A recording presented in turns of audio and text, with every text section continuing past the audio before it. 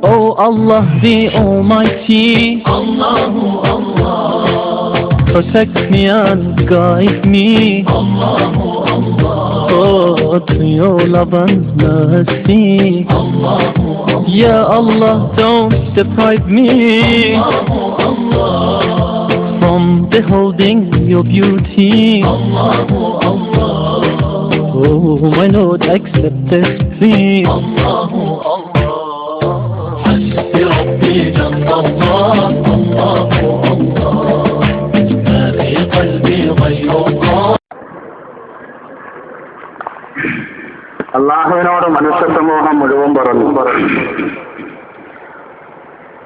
നാമും ഞങ്ങളുമായി ഒരു ബന്ധവുമില്ല, നീ തന്നെയാണ്, ഞങ്ങൾ തന്നെയാണ് എന്ന് അള്ളാഹുവിന്റെ മുമ്പിൽ വെച്ച് മനുഷ്യ സമൂഹം ഇവിടെ പറഞ്ഞപ്പോൾ അള്ളാഹു സുബ്ഹാനഹു വ തആല ഈ റൂഹുകളെ കൊണ്ട് പരീക്ഷണങ്ങൾ പരീക്ഷിച്ചതായി ചരിത്രം നമ്മെ രേഖപ്പെടുത്തുന്നു.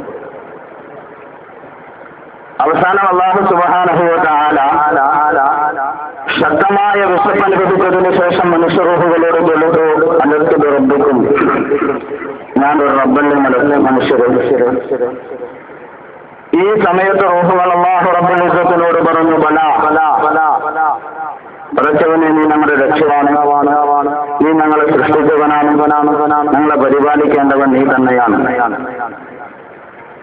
ഇത് അല്ലാഹു സുബ്ഹാനഹു വ തആല ഒരു പേപ്പറിൽ രേഖപ്പെടുത്തുകയും വിശുദ്ധ കഅബാലയത്തിന്റെ ഭിത്തിയിൽ സ്ഥിരീകരിക്കുന്നതായ ഹജറുൽ അസ്വദിന്റെ വായിൽ നിക്ഷേപിക്കുകയും ചെയ്തതായി മഹാനായ പ്രവാചക മുഹമ്മദ് മുസ്തഫ സല്ലല്ലാഹു അലൈഹി വസല്ലം തങ്ങൾ നമ്മെ പഠിപ്പിക്കുന്നു. അവിടെ മുതൽ തുടങ്ങിയതാണ് നമ്മുടെ യാത്ര. അവിടെ മുതൽ തുടങ്ങിയ നമ്മുടെ യാത്ര പിതാക്കന്മാരുടെ മുതുകിലൂടെയും ഉമ്മയുടെ ഗർഭാശയത്തിലൂടെയും കുറച്ചു നാളത്തെ താമസത്തിന് വേണ്ടി അല്ലാഹു സുബ്ഹാനഹു വ തആല ദുനിയാവിലേക്ക് നമ്മെ അയച്ചിരിക്കുകയും ഈ ദുനിയാവ് ഒരു മുസ്ലിമിനെ സംബന്ധിച്ചിടത്തോളം, ഒരു മനുഷ്യനെ സംബന്ധിച്ചിടത്തോളം അവന്റെ കൃഷിസ്ഥലമാണ്.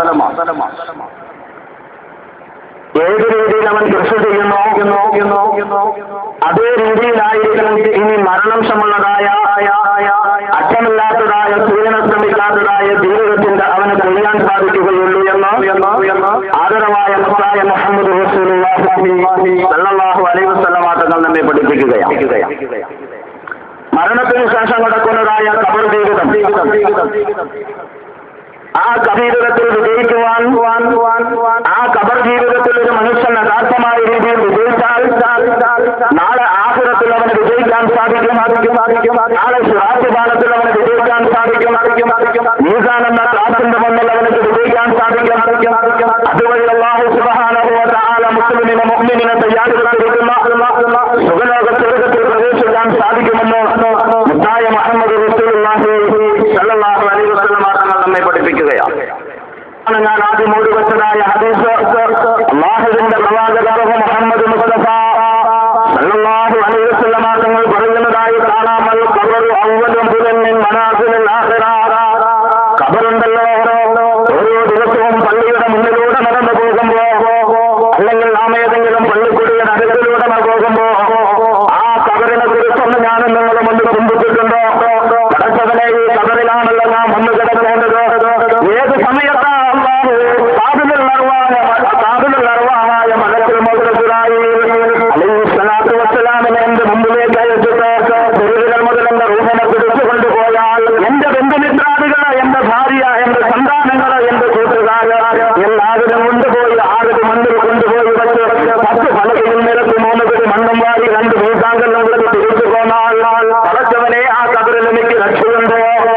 ഒരു പ്രാവശ്യമെങ്കിലും ഞാനെന്തെങ്കിലും ചിന്തിച്ചിട്ടുണ്ടോ? എത്രയോ ഖബർ ഇപ്പോൾ നാം വിളിക്കുമ്പോൾ തന്നെ ഇവിടെ ഖബറടക്കി തുടങ്ങിയിട്ടുണ്ട്. ഈ ഖബറിൽ, ഈ നാട്ടിൽ താമസിക്കുന്ന ഓരോ മനുഷ്യനും ചിന്തിക്കേണ്ടത്, പടച്ചവൻ ഇങ്ങനെയുള്ളൊരു ഖബറിലാണല്ലോ നാം കിടക്കേണ്ടത്. മഹാനായ ഉസ്മാൻ ബിൻ അഫ്ഫാൻ റളിയല്ലാഹു തആല അൻഹു, ആരായിരുന്നു ഉസ്മാൻ റളിയല്ലാഹു തആല അൻഹു? അല്ലാഹുവിന്റെ പ്രവാചകൻ സല്ലല്ലാഹു അലൈഹി വസല്ലം തങ്ങൾ പറയുന്നു, ലികുല്ലി നബി റഫീഖുൻ ലികുല്ലി നബിയ്യിൻ ഫിൽ ജന്ന. എല്ലാ നബിമാർക്കും സ്വർഗ്ഗത്തിൽ ഒരു കൂട്ടുകാരുണ്ട്. എന്റെ സ്വർഗത്തിലെ കൂട്ടുകാരൻ മഹാനായ ഉസ്മാൻ ബിൻ അഫ്ഫാൻ പ്രവാചകന്റെ സ്വർഗത്തിലെ കൂട്ടുകാരായ മഹാനായ ഉസ്മാൻ ബിൻ അഫ്ഫാൻ റളിയല്ലാഹു തആല അൻഹു മാത്രമല്ല, മഹാനായ പ്രവാചകന്റെ വരക്കത്താക്കപ്പെട്ട നാവ് കൊണ്ട് പറഞ്ഞതല്ലേ, അബൂബക്കറും പിന്നെ അബൂബക്കറെ നീ സ്വർഗത്തിലാണ്, ഉമർ